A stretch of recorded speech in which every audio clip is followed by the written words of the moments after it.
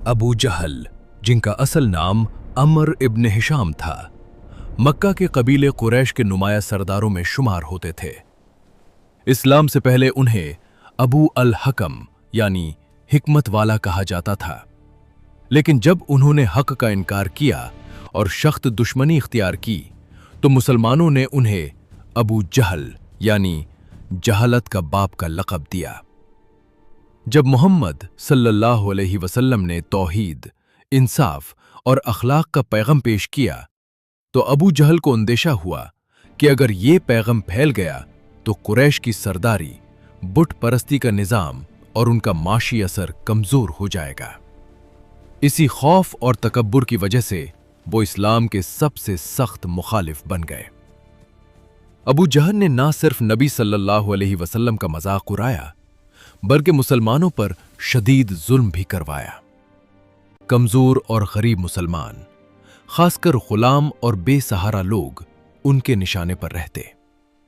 उन्हें गर्म रेत पर लिटाकर सताया जाता, भूख और प्यास से तड़पाया जाता और इस्लाम छोड़ने पर मजबूर किया जाता। अबू जहल हर कोशिश में आगे रहता जो इस्लाम को दबाने के लिए की जाती। दारुन नदहो में बैठकर नबी सल्लल्लाहु अलैहि वसल्लम के खिलाफ साजिशें ताई गईं, जिनमें कत्ल का मंसूबा भी शामिल था, लेकिन अल्लाह ताला ने अपने रसूल सल्लल्लाहु अलैहि वसल्लम को हिजरत के जरिए महफूज फरमा लिया। हिजरत के बाद भी अबू जहल का गुस्सा और दुश्मनी कम ना हुई। जब 624 CE में बैटल ऑफ बदर का वाकया पेश आया तो अबू जहल कुरैश के लश्कर का एक बड़ा रहनुमा था।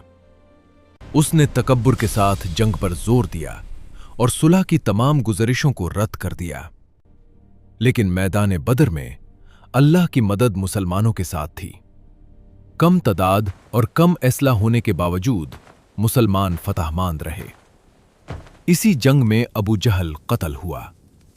रिवायत के मुताबिक जब वो जख्मी हालात में जमीन पर गिरा तब भी उसके अल्फाज में तकब्बुर था जो उसकी जिंदगी के मिजाज को जाहिर करता है। अबू जहल का किरदार इस्लाम की तारीख में तकब्बुर, हसद और हक से इनकार की मिसाल के तौर पर याद किया जाता है।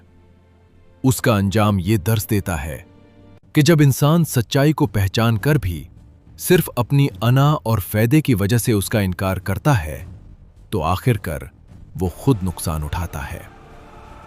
इस किस्से में मुसलमानों के लिए सब्र, इस्तकामत और अल्लाह पर तवक्कुल का पैगाम भी छुपा हुआ है, क्योंकि सख्त तरीके के बावजूद हक का पैगाम आखिरकार गलिब आता है।